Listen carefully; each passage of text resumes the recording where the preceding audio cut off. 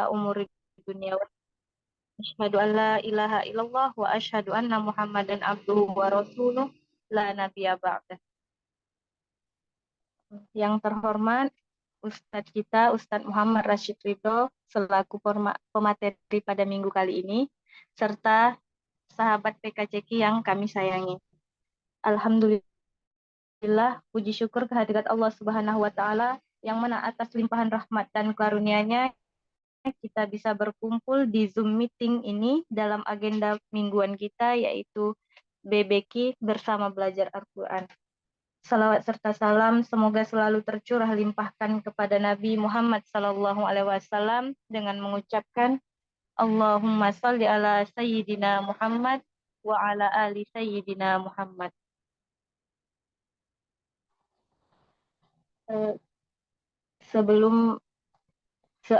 Sebelumnya marilah kita buka acara hari ini dengan bacaan basmalah. Bismillahirrahmanirrahim. Pada kesempatan kali ini, insya Allah kita akan mulai terlebih dahulu dengan tahsin, kemudian akan dilanjutkan dengan penyampaian materi, dan akan diakhiri dengan riyadhus surah.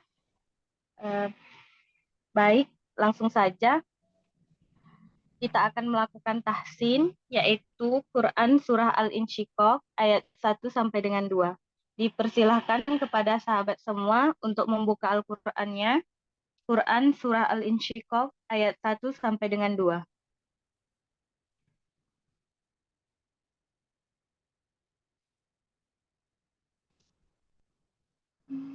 Baik, langsung saja kepada Ustadz Muhammad Rashid Ridho kami persilahkan.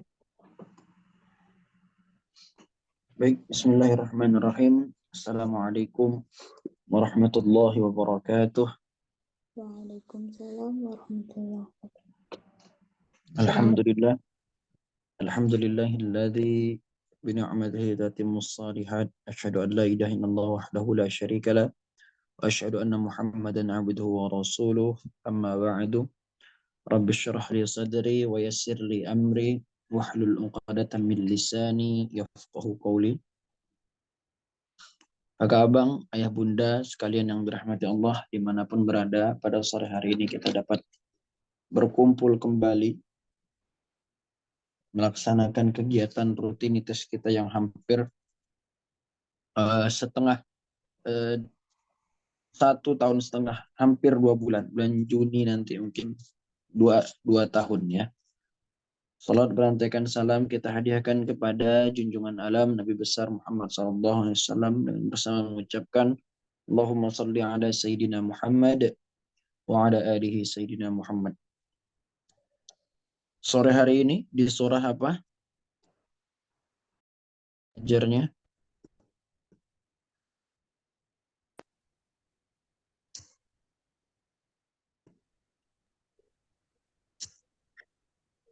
Assalamualaikum. Surah Al-Insyiqaq ayat 1 dan ayat 2. Silahkan dibuka surah Al-Insyiqaq ayat 1 dan ayat 2.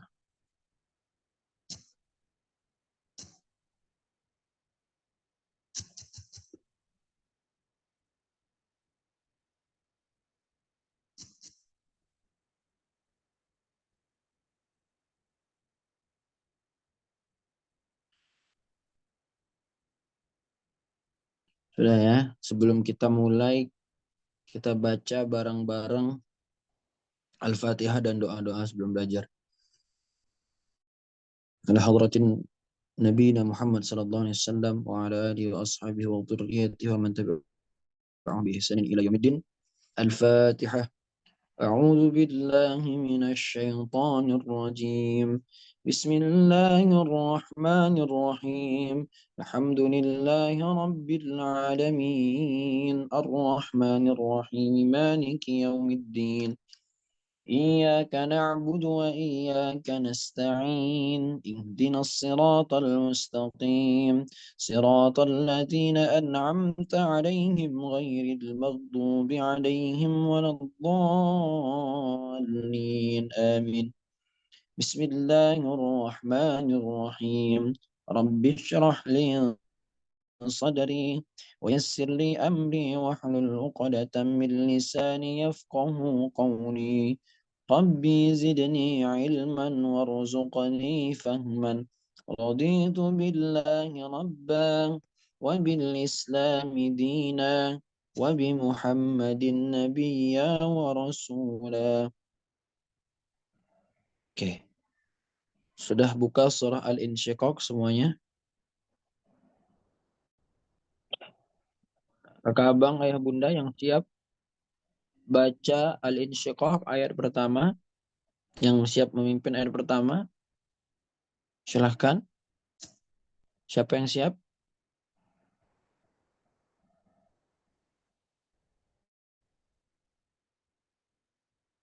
Bunda Erna ayat pertama boleh, Bun?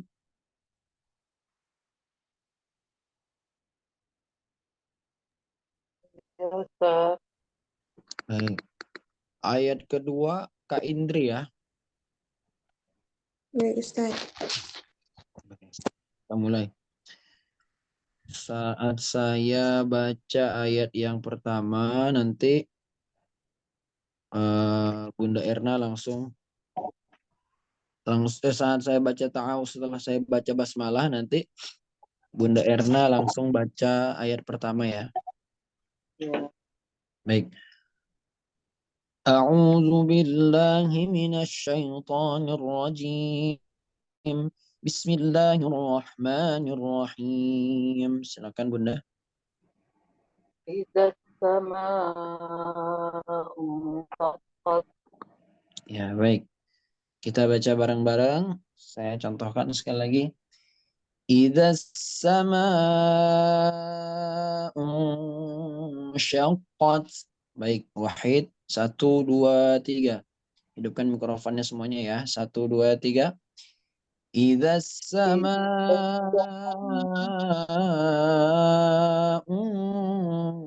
syaqqat.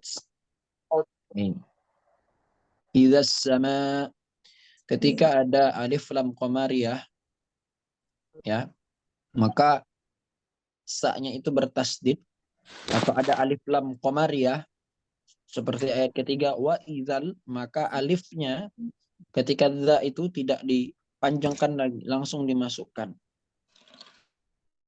Idza sama langsung masuk ke huruf sa ya. Jadi tidak idza as-sama, tidak. Langsung masuk idza sama. Kemudian huruf mimnya berapa harokat itu? Mim dan alif saja dulu. Mim dan alif saja. 2 harokat itu disebut mad tabi'i. Kemudian setelah mad tabi'i dia bertemu hamzah dalam satu kalimat. Ketika ada mad tabi'i bertemu dengan hamzah dalam satu kalimat, maka dia disebut dengan mad wajib. Mad wajib muttasil. Maka dibaca 6 harokat. Idza sama'u syaqqat. Nah, kemudian nun sukun bertemu dengan shin. Itu hukumnya ikhfa hakiki, disamar-samarkan. Idza sama'u syaqqat. Nah, 3 harakat. Syaqqat. Nah, samar-samar itu di antara dua belah gigi kita, ya, di antara gigi atas dan gigi bawah, ya, dengan mendengungkan, didengungkan, samar-samarnya didengungkan. Persiapan masuk ke huruf sya. Syaqqat. Nah, qafnya juga ditebalkan. Syaqqat. Taknya karena dia adalah tak sukun, di akhirnya itu ada hamesnya. Ketika tak ada hamesnya, maka dia bersifat ada sedikit sa kecil, tapi minimal kita yang mendengar, maksimal orang mendengar. Tapi sedang-sedanglah kita maupun orang juga mendengar. Syaqqat. Ya, jangan syaqqat. Nah, tidak ada hamesnya. Jadi setiap huruf kaf dan huruf ta yang sukun baik di tengah maupun di akhir kalimat itu harus ada hamesnya. Kalau di ayat 16 huruf qaf yang sukun, nah itu tidak ada hamas. Itu maksudnya qalqalah. Ya, baju di toko. Nah, koknya juga ini tebal. Idza, za-nya ingat. Idza, jangan iza. Ya, jangan iza bacanya. Tapi idza, ya. Kalau kita bacanya iza, beda lagi nanti. Ya, termasuk juga surah Al-Zalzalah. Idza. Idza itu artinya apabila. Ya. Al-insyiqaq. Apa arti al-insyiqaq? Terbelah. Apabila langit terbelah. As-sama itu langit. Apabila langit terbelah. Wa idza wa adzinat li rabbiha wa huqqat. Oke ya. Kita baca bareng-bareng. Hidupkan sekali lagi mikrofonnya. Idza sama'u syaqqat. Nah, hidupkan mikrofonnya. Saya hitung sampai 3. Wahid, isnani, salasa. Idza sama'u syaqqat. Oke, baik. Boleh siapa yang akan mencoba? Kak Nurul Hafika boleh mencoba ayat pertama? Baik, Ustaz. Bismillahirrahmanirrahim. Idza sama'u syaqqat. Patah-patah tiap tajwidnya lebih lagi. Idza sama'u syaqqat. Ya. Ketika ada huruf-huruf yang di situ kaidahnya untuk dipanjangkan, maka disitulah kesempatan untuk kakak abang sekalian berlatih irama nadanya. Ya. Idza sama'u syaqqat. Nah, ketika huruf itu tidak ada panjangnya atau hanya satu ketukan saja, maka dia tidak sulit untuk diiramakan. Tapi ketika dia panjang, ya seperti matobi'i, nanti ikhfa, nanti mad wajid, mad jais, nah itu ada yang bisa kita panjangkan. Maka qori-qori'ah memainkan nada di situ. Nanti latihan lagi, insya Allah kita bisa lama-lama. Satu orang lagi, Kak Izwan bisa mencoba ayat pertama. Idza sama.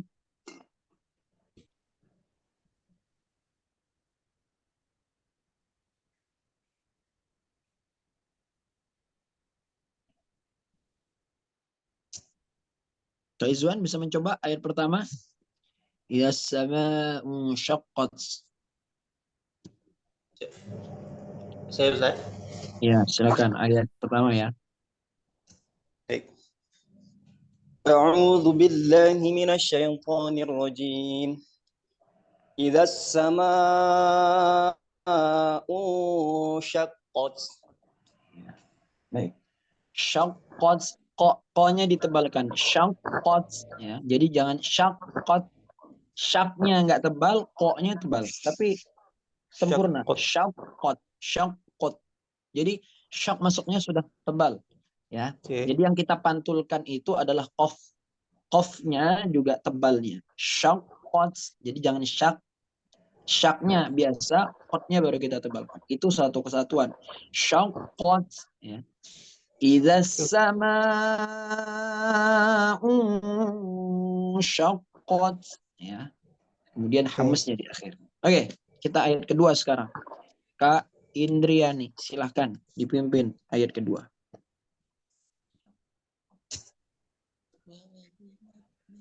A'udzu billahi minasyaitonir rajim. Wa adzinat li rabbiha wa huqqat. Ya. Kita baca bareng-bareng. Wa adzinat li rabbiha wa huqqat. Baik, wa adzinat. Ya. Bareng-bareng kita hidupkan mikrofonnya. Kita baca bareng-bareng. Wahid, isnani, salasa. وأذنت لربها وحقت. Nah, wa'azinat sama lagi, za-nya di ujung lidah. Zazizubaz, zazizubaz, zazizubaz. Latihan. Wa'azinat li rabbiha wa huqqat. Nah, ini ada beda-beda. Wa'azi di ujung lidah, nats ada hamesnya. Li rabbiha, ra-nya tebal, ha-nya hak tebal. Li rabbiha, haknya kemudian hak tipis, wahuqqat tapi qafnya tebal. Ini kombinasi nih, banyak ini makharijul hurufnya. Nampaknya pendek ayatnya, cuma tiga kata, wa azinat, rabbun, kemudian wahuqqat, tapi makharijul hurufnya banyak ini dikeluarkan. Wa azinat li rabbiha wa huqqat. Maka ketika kita pengen, seorang guru pengen mencoba makharijul huruf anaknya, muridnya, itu cobalah di juz 30 karena dia pendek-pendek tapi banyak makharijul hurufnya. Nah, baik, sekarang sekali lagi kita bedah tajwidnya. Wa azinat, hamesnya itu taknya sekali lagi harus dibaca hames, tapi bukan dipantulkan. Wa azinat, jangan sampai dipantulkan, tapi hames. Wa azinat li rabbiha wa huqqat. Li ra-nya ra tebal. Li rabbiha, li ra ya. Li rabbiha, tapi bukan li ra.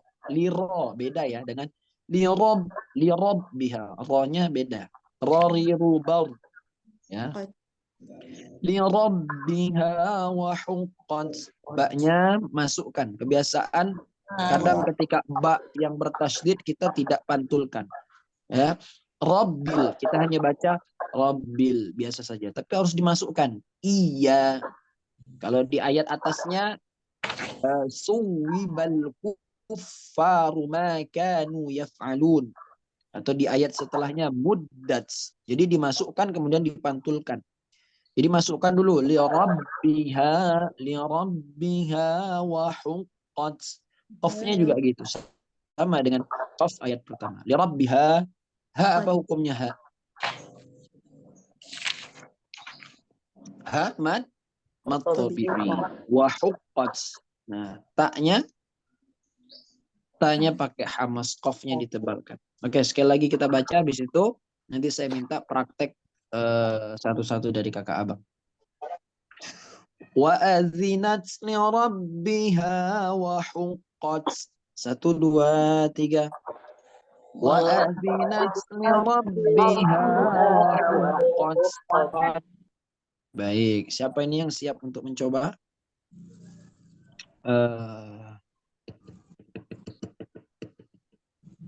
Coba Kak Marsila, coba ayat kedua. Saudari Marsila.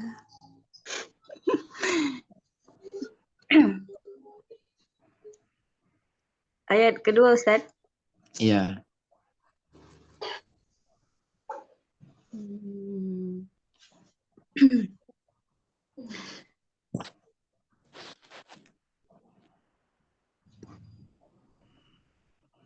Langsung aja ya, Ustaz. Mau pakai pantun dulu, Al-Fatihah dulu boleh. Oke, bismillah gitu. Iya, boleh.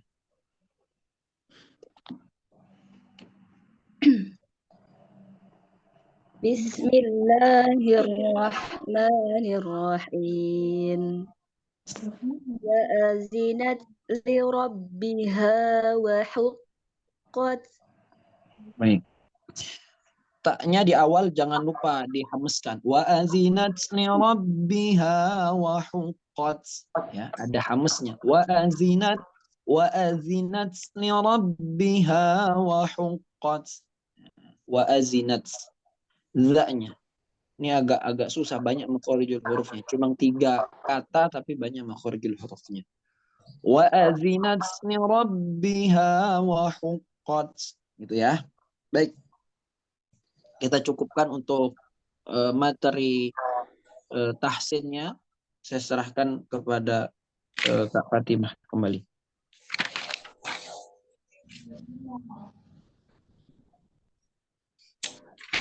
Sadaqallahul Azim. Diucapkan terima kasih kepada Ustadz Muhammad Rashid Ridho yang telah memandu pembacaan Al-Quran Surah Al-Insyiqaq ayat 1 sampai 2. Baiklah, kita masuki sesi dokumentasi. Dipersilahkan kepada Bunda dan Kakak Abang teman semua untuk menghidupkan kameranya. Oke. Saya hitung sampai 3 ya. 1, 2, 3. Sekali lagi. 1, 2, 3. Terima kasih kepada Bunda dan Kakak Abang semua. Nah, selanjutnya Bunda dan sahabat semuanya, kita akan melanjutkan kepada materi BBQ kita yang berjudul Mulai Sekarang Rawatlah Ikhlasmu. Bagaimana sih cara merawat ikhlas? Apa saja kiat-kiat awal dalam merawat ikhlas?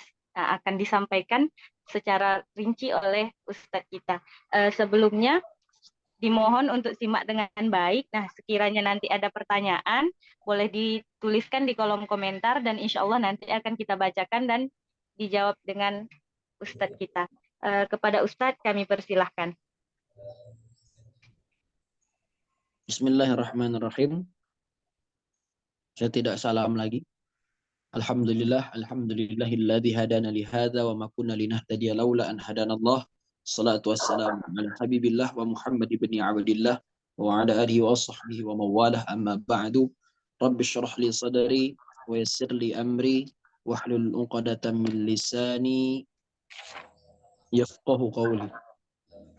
Kakak abang sekalian yang dirahmati Allah, semoga apa yang saya sampaikan nanti berdampak baik bagi kita semua, bagi diri kita, karena sejatinya ikhlas ini adalah dapat kita tahu ciri-cirinya tapi sulit kita menjalankannya.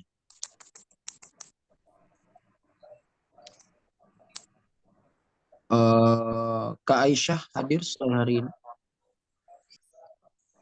Hadir nggak? Ya, baik. Ikhlas itu berasal dari tiga huruf. Kha, kemudian huruf lam dan huruf shad. Asal katanya adalah khalasa. Orang yang ikhlas disebut Mukhlis. mukhlis. Nah, jadi kalau Pak Mukhlis, nah berarti dia Pak Ikhlas, orang paling ikhlas. Maka setiap nama yang diberikan oleh kedua orang tua itu adalah doa. Pak Mukhlis, Pak Muhsin, orang yang paling ihsan. Pak Muslim, ya, didoakan semoga benar-benar kuat dengan keislamannya. Apalagi jika ditambah mim di depan itu menjadi sebuah orang itu menjadi dari kata sifat, ya, itu menjadi khalasa itu kata sifat menjadi sebuah orang yang memiliki sifat tersebut, ya.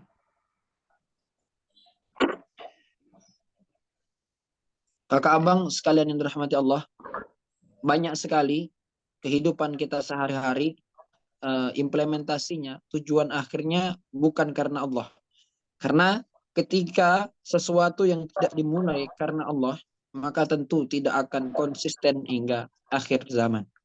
Tidak akan konsisten hingga akhir waktu, tidak akan sampai ke pulau tujuan yang benar-benar kita inginkan. Tentunya supaya ikhlas kita itu terjaga, ada cara-cara yang harus kita jaga pertama. Yang pertama adalah ketika kita buka bab hadis, ya, tentang ibadah. Yang pertama bab niat, ya. Yang pertama hadis ditulis dalam salah satu buku yang nama Bulughul Maram, itu bab yang pertama adalah innamal a'malu binniyah. Bukan hanya anak pesantren, tapi anak MA, anak MDA, anak MI, insya Allah bahkan anak-anak kuliah, anak SMA pun hafal semuanya. Innamal a'malu binniyah. Kalau tak hafal bahasa Arabnya, paling tak hafal bahasa Indonesianya. Ya semua itu tergantung niat. Tapi ingat, jangan digantung niat itu. Niat itu adalah ditanamkan dari hati, dilakukan dengan perbuatan. Barulah akhirnya tercapai sebuah tujuan. Tapi Allah ketika hambanya sudah mulai berniat, maka itu sudah terhitung ibadah. Tapi ketika hambanya ingin melakukan dosa, tak langsung dicatat sebagai dosa sampai ia benar-benar melakukan dosa. Bahkan setelah ia melakukan dosa, dilihat lagi, ini orang mau tobat apa tidak. Kalau tobat, diterima oleh Allah.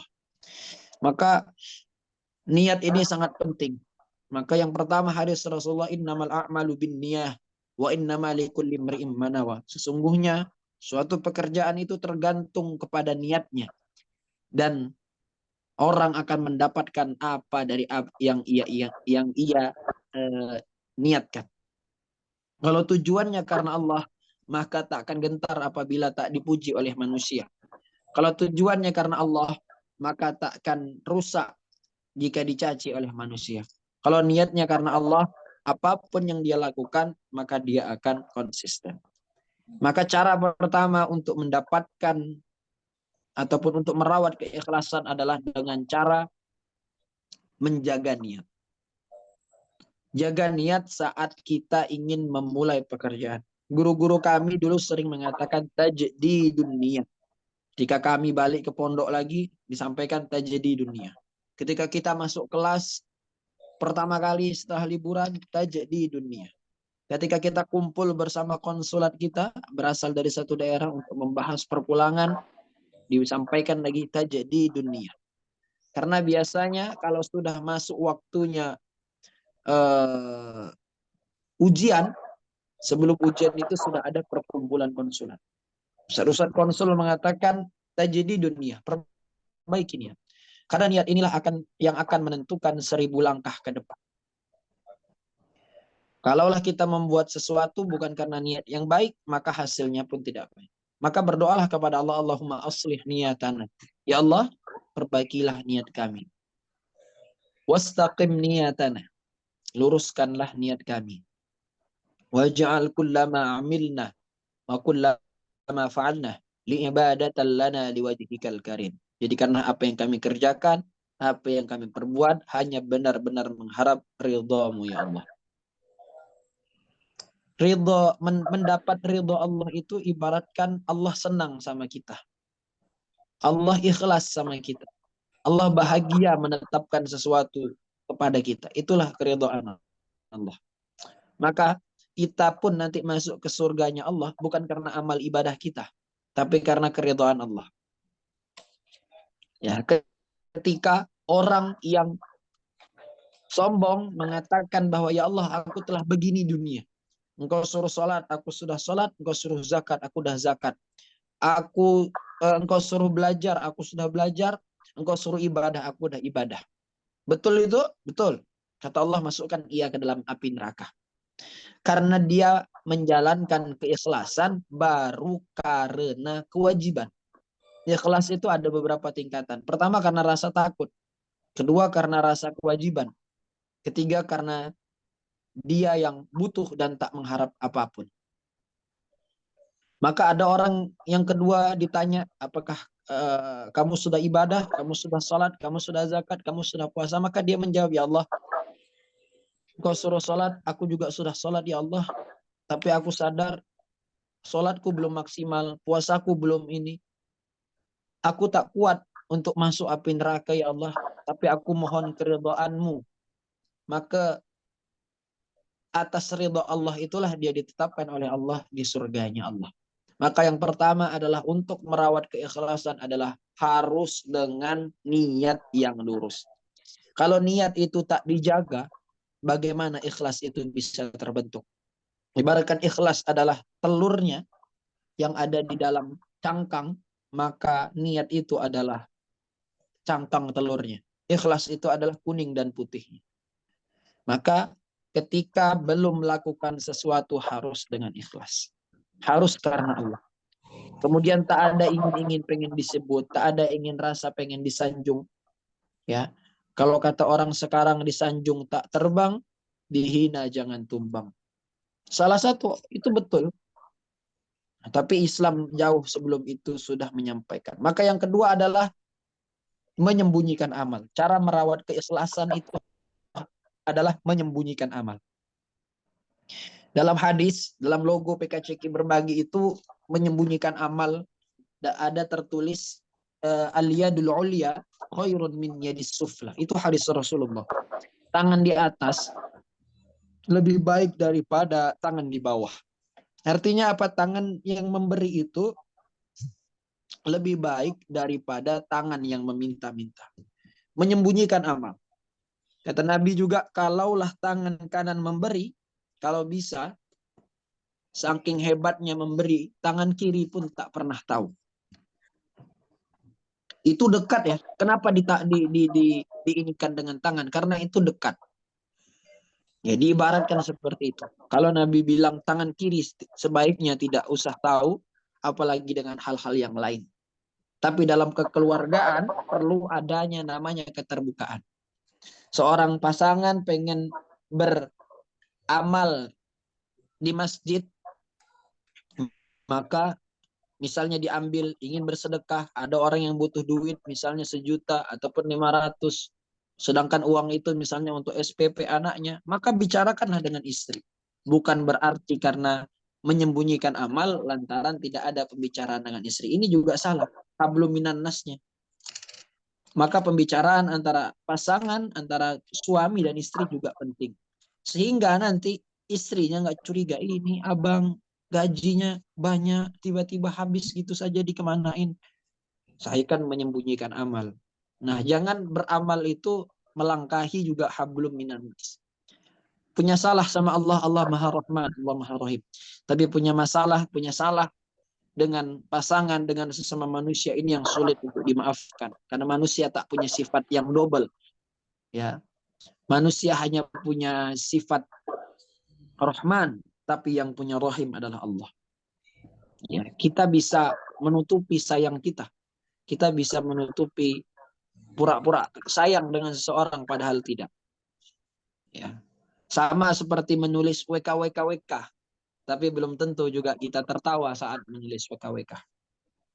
Maka yang kedua adalah dari cara menjaga ikhlas adalah dengan menyembunyikan amal. Tapi komunikasi-komunikasi yang baik, informasi-informasi yang baik juga disampaikan kepada pasangan. Maksudnya adalah kalaulah kita memberi, sebaiknya jangan sampai orang lain tahu. Ya, misalnya di masjid kita memberi, bapak ini memberikan sebesar ini. Tapi mungkin tidak diumumkan. Tapi bendahara, kalau dalam suatu organisasi, dalam suatu lembaga, itu harus jelas. Misalnya Kak Siti Fatimah ikut memberikan misalnya air 100.000 untuk 4 kotak air.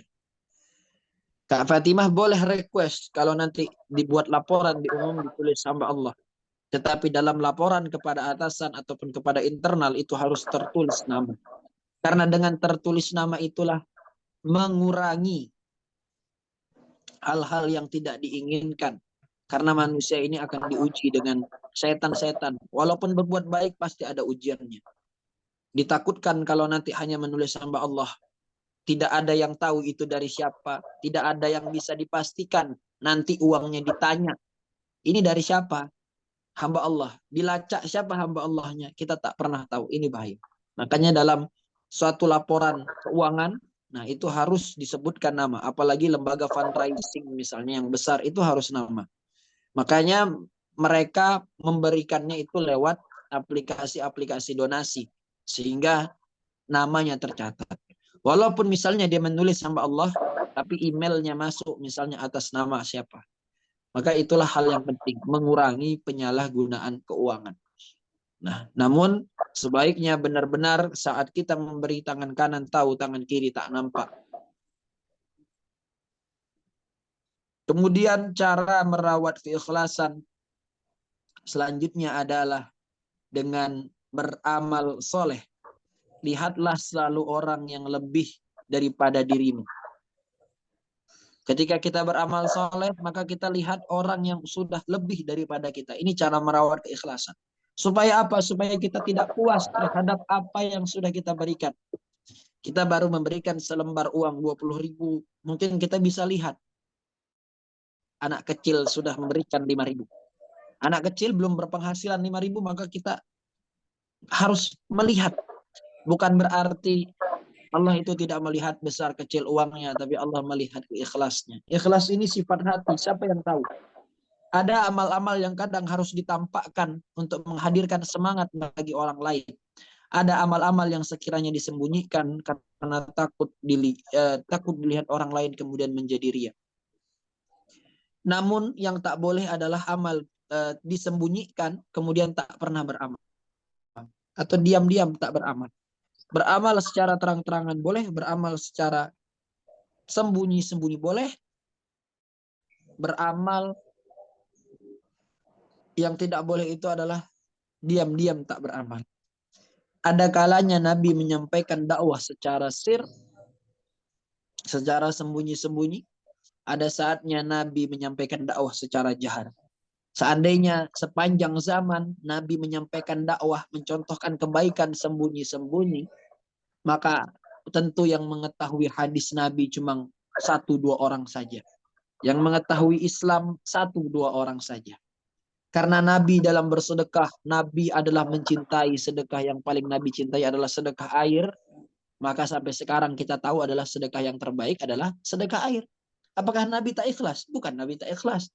Nabi mencontohkan. Sehingga umatnya banyak sekarang. Lembaga-lembaga besar membangun sumur wakaf. Membangun sumur bor di negara ini. Membangun sumur ini untuk warga yang terkena gempa. Jadi ada amal-amal yang memang harus ditampakkan untuk menghadirkan kebaikan-kebaikan orang lain. Sehingga ketika kampanye itu nggak dinaikkan, orang tak tahu ada di situ kegiatan, maka orang juga akan sedikit. Mengadakan tablik akbar tentu pakai poster. Supaya apa? Supaya orang datang. Bukan supaya tanding-tandingan siapa yang paling banyak jamaahnya, bukan. Tapi supaya kebaikan itu dilihat dan diikuti oleh banyak orang. Karena kalau kebaikan kadang disembunyikan, maka nanti kejahatanlah yang akan ditampak-tampakkan. Nah, maka kita harus melihat terhadap orang yang amalnya banyak dan kita merasa amal kita masih sedikit. Lihatlah bagaimana ketika Umar berkata, aku tak pernah bisa menandingi sedekahnya Abu Bakar Siddiq. Utsman disuruh sedekah, semua disedekahkan. Umar bin Khattab disuruh sedekah, semua disedekahkan. Ketika Abu Bakar Siddiq disuruh sedekah, semua lebih disedekahkan. Melebihi batas Umar dan Utsman. Yaitu hanya tersisa pakaian yang ada di dirinya saja. Maka tak ada yang mampu menghalangi sedekahnya Abu Bakar Siddiq. Aku tak pernah bisa menandingi bagaimana sedekahnya Abu Bakar Siddiq, kata Umar bin Khattab. Maka lihatlah, sehingga ketika kita melihat orang-orang yang lebih banyak amalnya, kita akan berlomba-lomba untuk lebih. Nah, jangan sampai memiliki sifat hasad. Alah, ini orang sok-sok baik. Nah, tapi kita harus positive thinking, kita harus melihat bahwa kita harus bisa lebih baik daripada amal baiknya. Maka yang tadi sudah ketiga, sekarang keempat adalah merasa amal kita masih sedikit. Ini cara merawat keikhlasan yang keempat. Merasa amal kita masih sedikit. Kadang kalau kita ini merasa sudah menjadi gelas yang penuh, ketika dimasukkan sirup marjan, ketika dimasukkan sirup ABC, itu tak mau dia masuk, maka akan tumpah. Merasalah jadi gelas yang kosong, tapi bukan gelas yang bocor. Maka ketika dapat ilmu, amalkan. Nanti dapat ilmu, jadi gelas yang kosong lagi, amalkan. Dapat ilmu, amalkan. Untuk adik-adik kami yang menuntut ilmu di luar daerah, amalkan, kembangkan, ambil ilmu sebanyak-banyaknya. Belajar bagaimana bermasyarakat. Ketika pulang ke daerah, berbuatlah yang lebih. Kalau kita merantau, tidak mendapatkan sesuatu yang lebih, maka untuk apa kita merantau jauh-jauh? Ketika ibunya Imam Syafi'i menyuruh anaknya merantau, janganlah kau balik sebelum kau mendapatkan ilmu. Ketika di gerbang di sebuah kota, ketika ibunya Imam Syafi'i mendengar bahwa anaknya akan kembali, yang ditanyanya bukanlah dia jauh merantau dan harta apa yang ia bawa. Maka ketika Imam Syafi'i itu mau pulang, murid-muridnya itu memberikannya hadiah. Kalau sekarang mungkin dibungkuskan keripik, dibungkuskan dodol, dibungkuskan ikan teri. Nah, ini ikan teri untuk kamu nanti makan di Tanjung Pinang untuk merantau. Dibungkuskan apa lagi, rendang, dibungkuskan ayam, gitu kan? Kadang kalau dalam satu bis ini kobo rendang, tapi tak ada rendangnya, rupanya pulang dari kampung dibungkusin rendang. Maka yang ditanya oleh ibunya Imam Syafi'i itu bukan apa yang dia bawa. Walaupun sebenarnya murid-muridnya tuh menitipkan, ini Imam untukmu. Maka ketika ibunya mendengar, oh dia banyak bawa ini. Maka ibunya bilang, aku tak menginginkan itu. Maka Imam Syafi'i membagi-bagikan hadiah dari murid-muridnya itu kepada masyarakat yang ada di sekitar kota yang ia lalui. Maka datang lagi utusan Imam Syafi'i kepada ibunya, boleh tak anakmu pulang ke rumah? Maka ditanyakan apa yang ia bawa. Dia sudah tidak bawa apa-apa lagi kecuali ilmunya. Maka diizinkanlah oleh ibunya untuk pulang ke rumah Imam Syafi'i tersebut. Maka ketika kita melihat, lihatlah bahwa amal kita ini masih sedikit sehingga kita berbuatnya secara maksimal. Nah, tapi jangan sampai sudah tahu ilmu kita masih sedikit, kita malas belajar, kita malas menuntut ilmu, kita tak mau mengamalkan, maka hancurlah kita. Ya, al-ilmu bila amalin kasyajari bila tamarin. Ilmu bila amalin, yang tidak diamalkan, kasyajar, seperti syajarah, seperti pohon yang tidak berbuah. Jadi ilmu yang tak diamalkan bagikan pohon yang tak berbuah. Nah, ini sedikit info. Maka kalimat sejarah, pelajaran sejarah. Sejarah itu diambil dari kata syajar. Syajarah. Syajaratun. Diambil dari kata pohon. Kenapa pelajaran sejarah yang diartikan dalam bahasa Indonesia, ya sejarah, ya diambil dari kata pohon? Karena sejarah itu adalah beruntun, mulai dari akar sampai ke pucuk sampai berbuah. Yang sampai kita sekarang adalah buahnya. Tapi tak mungkin ada buah kalau tidak ada biji. Kemudian tumbuh menjadi akar, tumbuh menjadi tunas, tumbuh menjadi batang, ranting, dedaunan, pucuk, bunga, kemudian jadilah buah, buah menjadi biji lagi. Maka itulah, karena pohon itu berkesinambungan dari akar sampai ke buah, sampai ke kita sekarang. Maka kita yang mendengar, kita yang merasakan, kita adalah penikmat sejarah. Maka sejarah itu diambil dari kata syajarah. Ya, maka ilmu yang tak pernah diamalkan bagaikan pohon yang tak berbuah. Pohonnya ada, maka ketika dia sudah waktunya ditebang. Berbeda dengan pohon yang berbuah. Jadilah seperti pohon kelapa.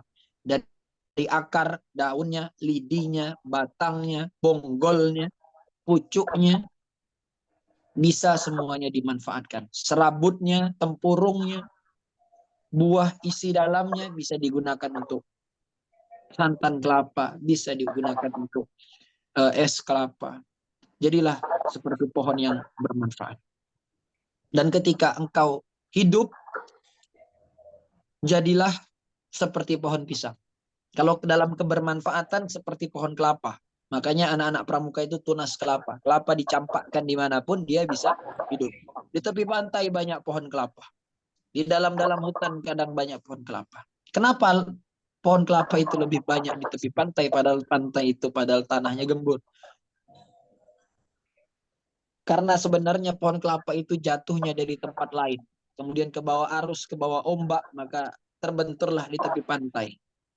Maka kelapa itu walaupun di pasir dia bisa tumbuh. Tapi kalau dalam kebermanfaatan, jadilah seperti pohon pisang. Pohon pisang itu, dia tidak akan mati sebelum dia berbuah. Dan sebelum dia mati, dia sudah mempunyai bonggol tunas yang baru. Nah, dia tidak mau manfaat sendiri. Nanti kalau aku yang berbuah, aku yang dipuji-puji, aku yang diambil. Tidak. Setelah dia berbuah, dia mati, dia tak ada lagi penerus. Tidak, pohon pisang tak gitu. Pohon pisang itu adalah pohon yang menunjukkan menjadi suri tauladan bahwa dia adalah yang bermanfaat. Dia tidak akan mati sebelum dia menghasilkan buah. Dan buahnya juga hanya sekali. Setelah itu dia tidak akan berbuah lagi. Tapi sebelum dia berbuah, boleh lihat.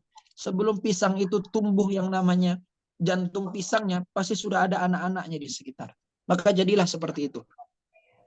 Ya, Kak Nurul, Kak Izzuan, Kak Fatimah ketika memiliki sesuatu yang bermanfaat, berikanlah untuk umat, untuk masyarakat, sehingga ketika kita mati nanti, kita benar-benar sudah memberikan sesuatu yang lebih, tapi sebelum itu, berikanlah kader-kader terbaik.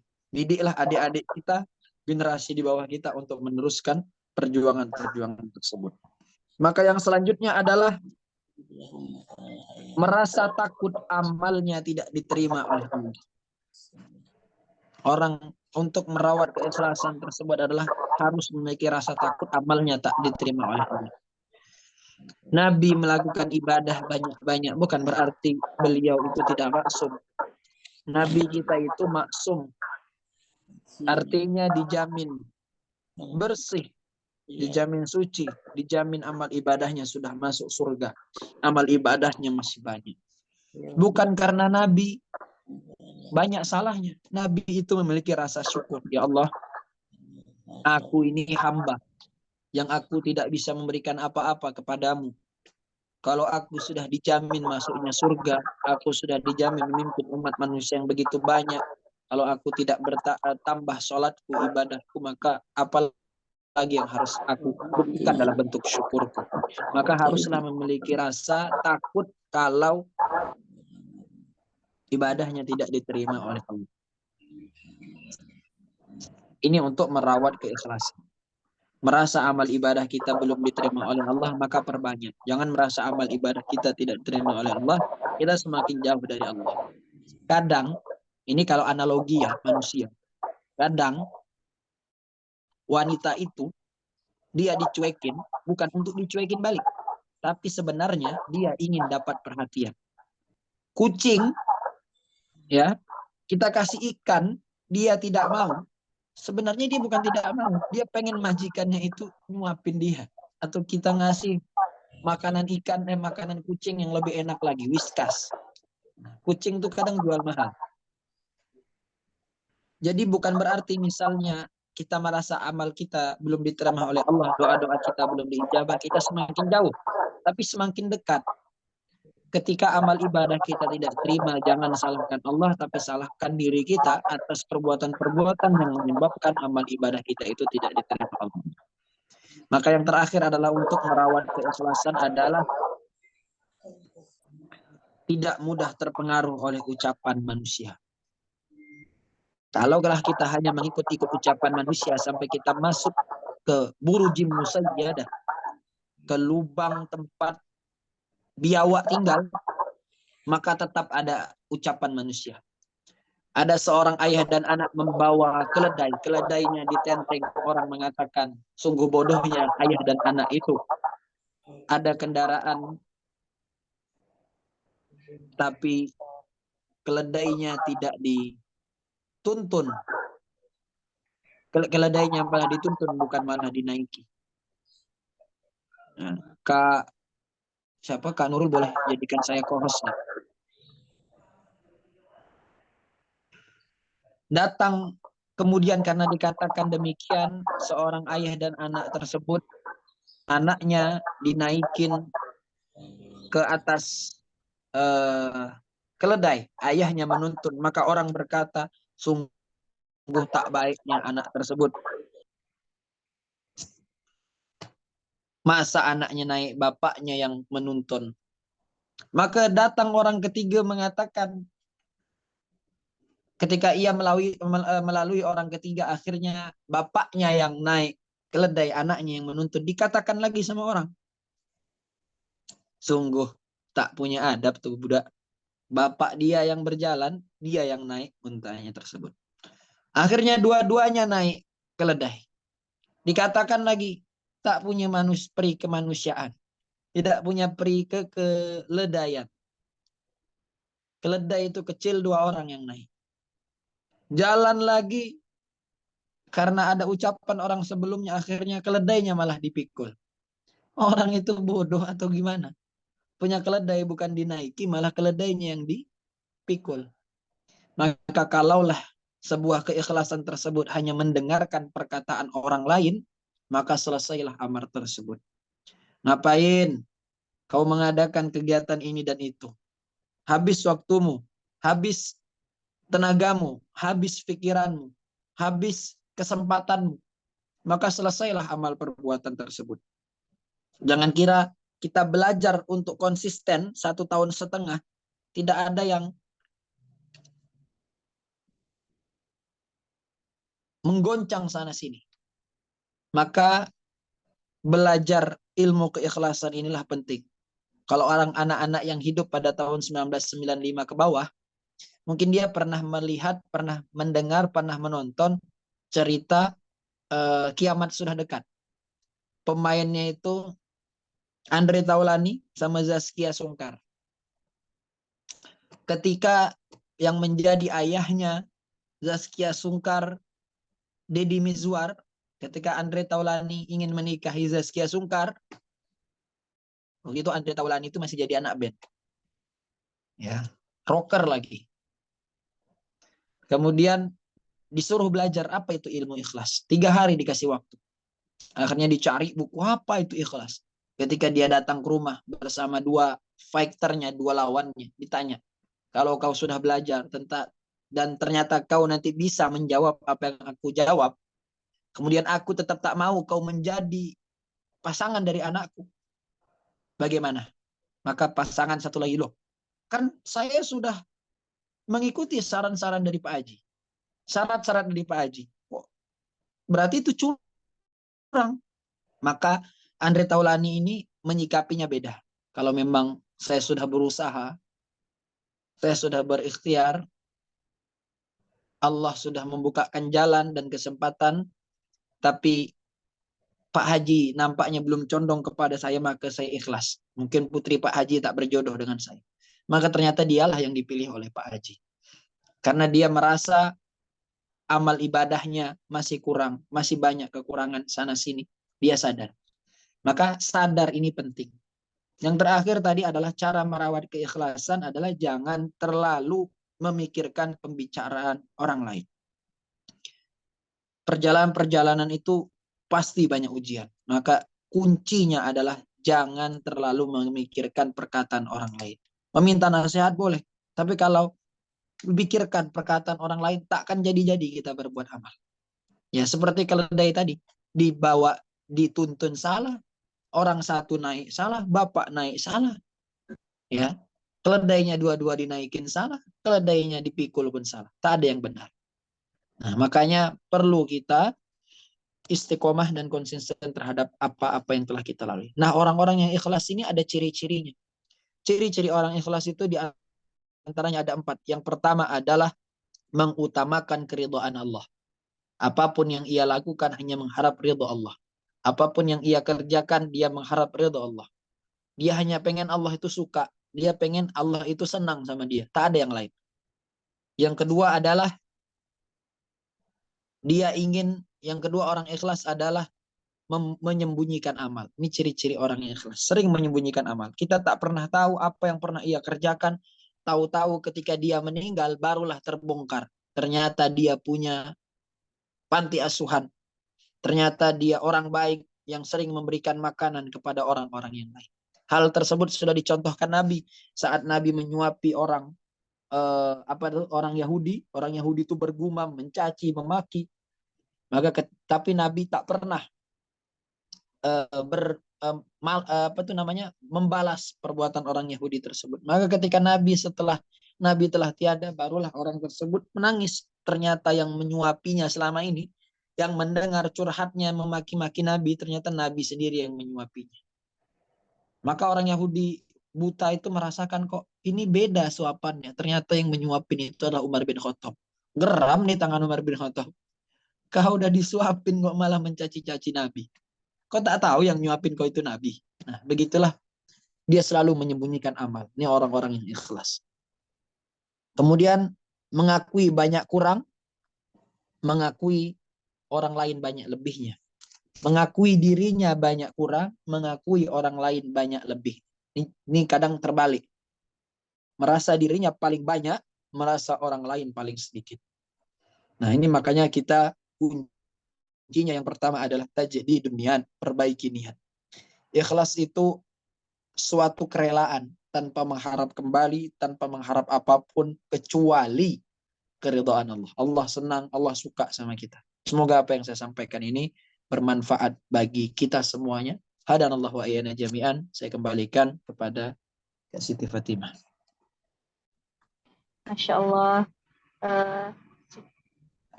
Kepada teman-teman, apakah ada pertanyaan yang ingin ditanyakan?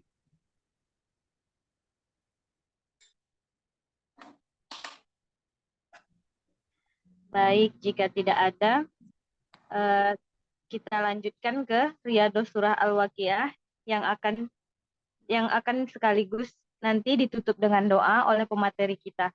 Dipersilakan kepada Bunda dan sahabat semua untuk menuliskan doa-doanya di kolom komentar. Insya Allah nanti akan dibacakan oleh pemateri kita. Riyadhah kali ini yaitu surah Al-Waqiah. Pada Ustadz kami persilakan.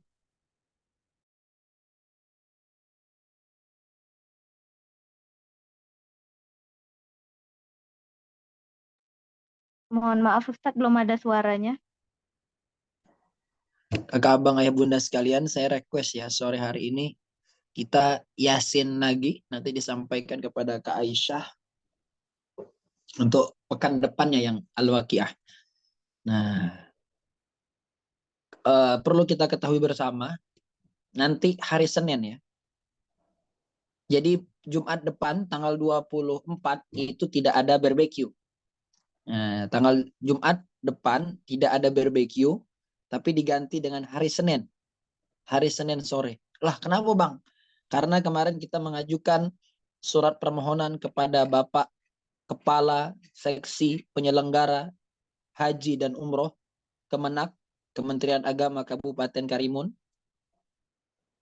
Beliau bersedia mengisi materi seputar tentang haji dan umroh. Insya Allah nanti judulnya insya Allah keren. Sekaligus kita membahas regulasi dan kebijakan haji.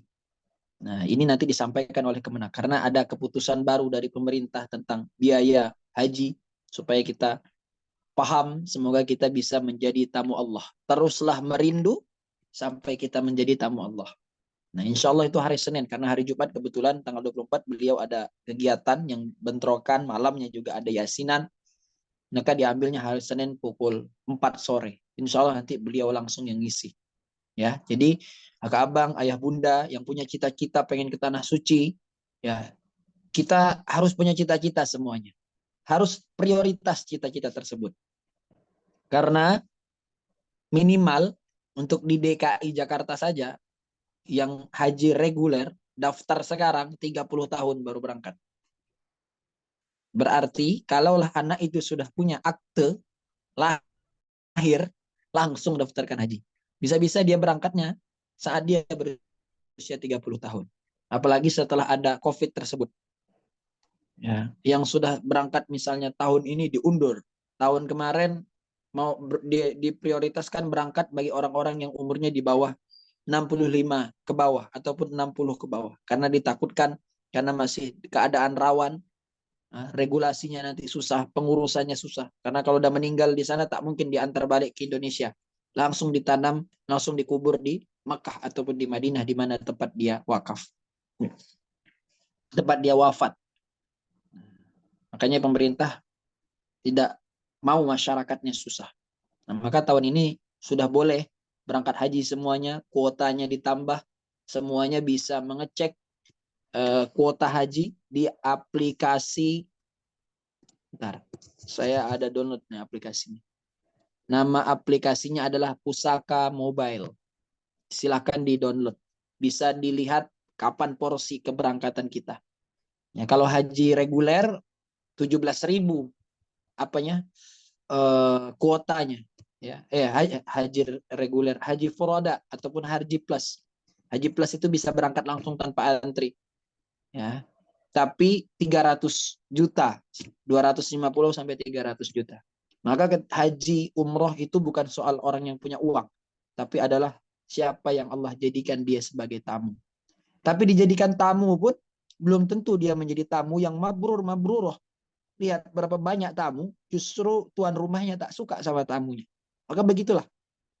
Maka ketika pengen berangkat, niatkan karena Allah. Insya Allah. Sedangkan untuk umum, untuk haji reguler, ini biasa porsinya 20.000 sekarang. Nah, sedangkan untuk menjadi mutawif, ya, untuk pembimbing orang-orang yang diamanahkan oleh negara menjadi pembimbing haji, ini kuotanya sebesar 4.000. Jadi banyak ya, 4.000. Tapi kan seluruh Indonesia dari setiap kabupaten di itu. Dan sore ini lanjut lagi saya request pembacaan surah Yasin khusus kita hadiahkan untuk almarhum Bapak Ahmad Salim bin Lamame. Beliau adalah ayahanda dari Kak Mariani Agustina, salah satu ketua penanggung jawab unit usaha PKCK. Ayahnya meninggal tadi malam. Kita doakan semoga husnul khotimah, dikumpulkan bersama orang-orang yang soleh, dihapus segala kesalahannya, ditinggikan derajatnya, dijadikan anak-anaknya menjadi anak-anak yang soleh, solehah, sehingga bisa menjadi tabungan untuk kedua orang tuanya. Dan orang-orang yang lain, ayahanda, ibunda yang lain yang pengen menitipkan doa, tetap boleh tulis nih doa-doanya. Untuk anaknya, untuk keluarganya, boleh. Tapi kita khususkan sore ini, kita hadiahkan untuk ayahanda dari Kak Mariani, yaitu Pak Ahmad Salim bin Lamame. Ila hadratin Nabi Mustafa Muhammadin sallallahu alaihi wasallam wa ala alihi wa ashabihi wa dhurriyyatihi wa man tabi'ahum bi ihsanin ila yaumiddin. Al-Fatihah. أعوذ بالله من الشيطان الرجيم بسم الله الرحمن الرحيم الحمد لله رب العالمين الرحمن الرحيم مالك يوم الدين إياك نعبد وإياك نستعين اهدنا الصراط المستقيم صراط الذين أنعمت عليهم غير المغضوب عليهم ولا الضالين آمين خصوصا إلى آبائنا وأمهاتنا وأساتذتنا ولمدير معهدنا ولأزواجنا وذرياتنا ولأبنائنا ولجدنا ولجدتنا ولعمنا ولعماتنا خصوصا إلى أبوها Mariani Agustina Bapak Ahmad Salim bin Lamame. Al-Fatihah. أعوذ بالله من الشيطان الرجيم بسم الله الرحمن الرحيم الحمد لله رب العالمين الرحمن الرحيم مالك يوم الدين إياك نعبد وإياك نستعين اهدنا الصراط المستقيم صراط الذين أنعمت عليهم غير المغضوب عليهم ولا الضالين آمين. بسم الله الرحمن الرحيم ياسين والقرآن الحكيم إنك لمن المرسلين على صراط مستقيم تنزيل العزيز الرحيم لتنذر قوما ما أنذر آباؤهم فهم غافلون لقد حق القول على أكثرهم فهم لا يؤمنون إنا جعلنا في أعناقهم أغلالا فهي إلى الأذقان فهم مقمحون وجعلنا من بين أيديهم سدا ومن خلفهم سدا فغشيناهم فهم لا يبصرون سواء عليهم أأنذرتهم أم لم تنذرهم لا يؤمنون إنما تنذر من اتبع الذكر وخشي الرحمن بالغيب فبشره بمغفرة وأجر كريم إنا نحن نحيي الموتى ونكتب ما قدموا وآثارهم وكل شيء أحصيناه في إمام مبين وضرب لهم مثلا أصحاب القرية إذ جاءها المرسلون إذ أرسلنا إليهم اثنين فكذبوهما فعززنا بثالث فقالوا إنا إليكم مرسلون قالوا ما أنتم إلا بشر مثلنا فما أنزل الرحمن من شيء إن أنتم إلا تكذبون قالوا ربنا يعلم إنا إليكم لمرسلون وما علينا إلا البلاغ المبين قالوا إنا تطيرنا بكم لئن لم تنتهوا لنرجمنكم وليمسنكم منا عذاب أليم قالوا طائركم معكم وإن ذكرتم بل أنتم قوم مسرفون وجاء من أقصى المدينة رجل يسعى قال يا قوم اتبعوا المرسلين اتبعوا من لا يسألكم أجرا وهم مهتدون وما لي لا أعبد الذي فطرني وإليه ترجعون أتخذ من دونه آلهة إن يردني الرحمن بدر لا تغني عني شفاعتهم شيئا ولا ينقذون إني إذا لفي ضلال مبين إني آمنت بربكم فاسمعون قيل ادخل الجنة قال يا ليت قومي يعلمون بما غفر لي ربي وجعلني من المكرمين وما أنزلنا على قومه من بعده من جند من السماء وما كنا منزلين إن كانت إلا صيحة واحدة فإذا هم خامدون يا حسرة على العباد ما يأتيهم من رسول إلا كانوا به يستهزئون ألم يروا كم أهلكنا قبلهم من القرون أنهم إليهم لا يرجعون وإن كل لما جميع لدينا محضرون وآية لهم الأرض الميتة أحييناها وأخرجنا منها حبا فمنه يأكلون وجعلنا فيها جنات من نخيل وأعناب وفجرنا فيها من العيون ليأكلوا من ثمره وما عملت أيديهم أفلا يشكرون سبحان الذي خلق الأزواج كلها مما تنبت الأرض ومن أنفسهم ومما لا يعلمون وآية لهم الليل نسلخ منه النهار فإذا هم مظلمون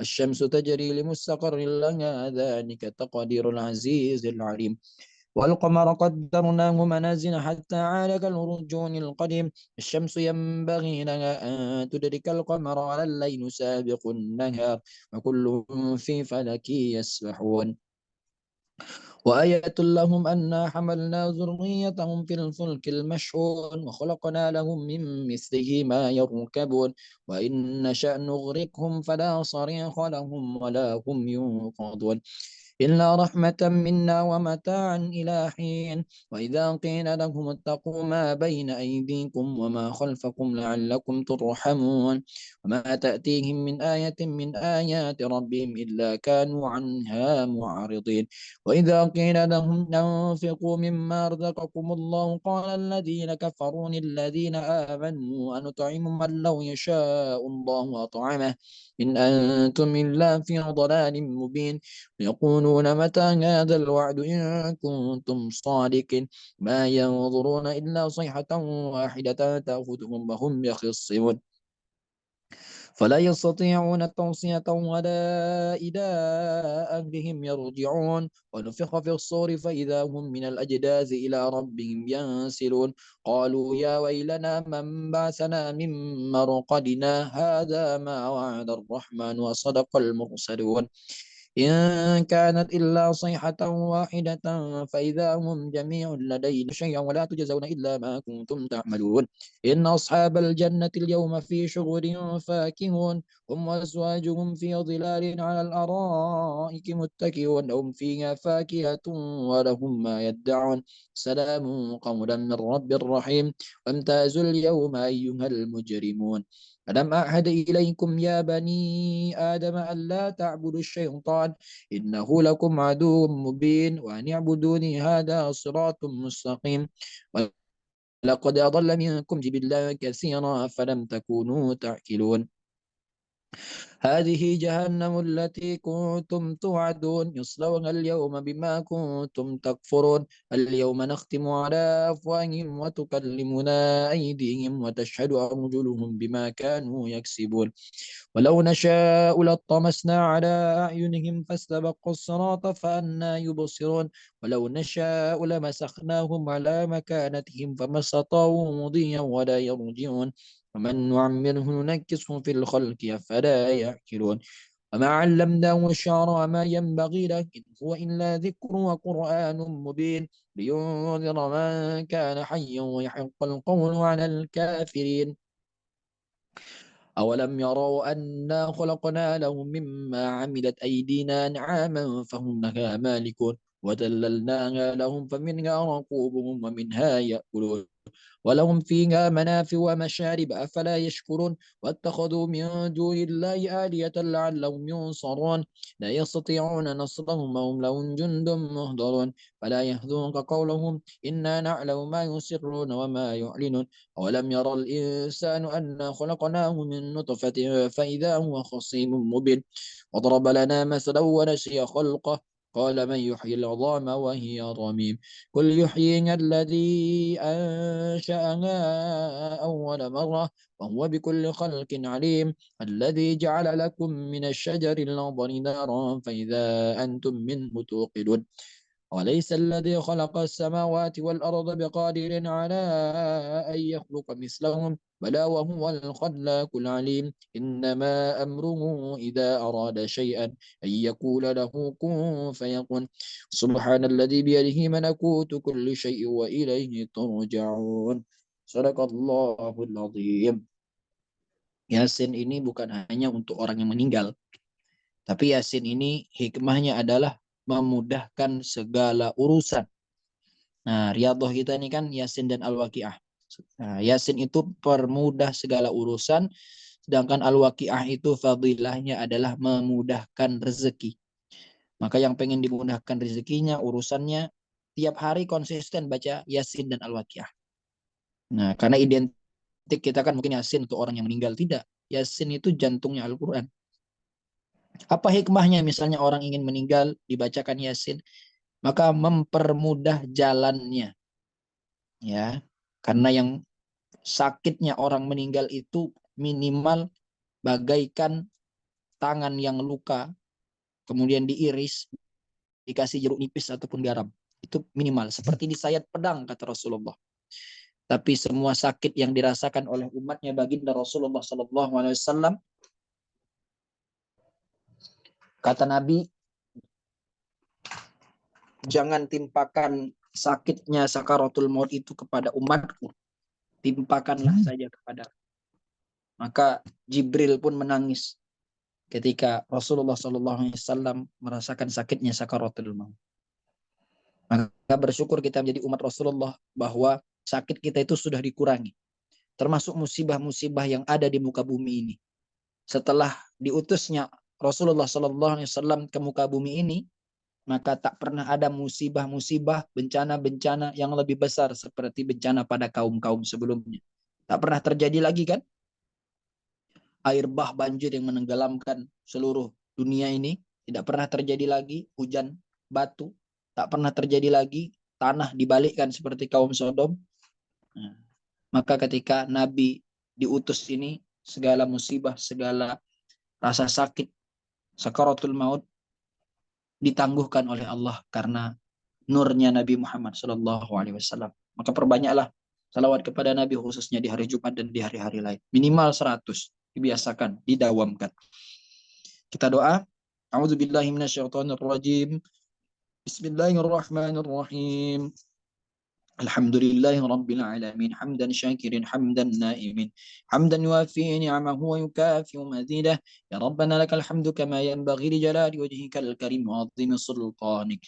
Allahumma صل على سيدنا محمد وعلى آل سيدنا محمد اللهم تقبل منا صلاتنا وصيامنا وركوعنا وسجودنا وقعودنا وتضرعنا وتخشعنا وتعبدنا وتمم تقصيرنا يا الله يا رب العالمين اللهم اغفر له وارحمه وعافه واعف عنه اللهم اغفر له وارحمه وعافه واعف عنه اللهم اغفر له وارحمه وعافه واعف عنه واكرم نزوله ووسع مدخله واغسل بالماء والثلج والبرد ونقه من خطايا كما ينقى الثوب الابيض من الندس وابدله دارا خيرا من داره وأهلا خيرا من أهله وزوجا خيرا من زوجه وأدخله الجنة وأعذه من عذاب القبر وفتنته ومن عذاب النار اللهم من أحييته منا فأحيه على الإسلام ومن يتوقيته منا فتوفه على الإيمان اللهم لا تحرمنا أجره ولا تضلنا بعده برحمتك يا أرحم الراحمين والحمد لله رب العالمين. الفاتحة. أعوذ بالله من الشيطان الرجيم. بسم الله الرحمن الرحيم. الحمد لله رب العالمين الرحمن الرحيم مالك يوم الدين إياك نعبد وإياك نستعين اهدنا الصراط المستقيم صراط الذين أنعمت عليهم غير المغضوب عليهم ولا الضالين آمين. Terima kasih kakak abang ayah bunda yang sudah membersamai sampai akhir acara. Saya mengucapkan ribuan terima kasih. Sampai jumpa di hari Senin ya. Di hari Senin tanggal 27. Ya, bukan di hari Jumat. Nah, depannya lagi nanti insya Allah tetap di hari Jumat. Ini saja yang dapat saya sampaikan. Yang benar datangnya dari Allah, yang salah adalah kekurangan dari diri saya sendiri. Hadanallahu wa iyana jami'an. Wassalamualaikum warahmatullahi wabarakatuh. Waalaikumsalam. Waalaikumsalam warahmatullahi wabarakatuh. Jazakallah khair, Ustaz. Alhamdulillah. Terima kasih kepada kami ucapkan kepada Ustadz yang telah memandu pembacaan Yasin.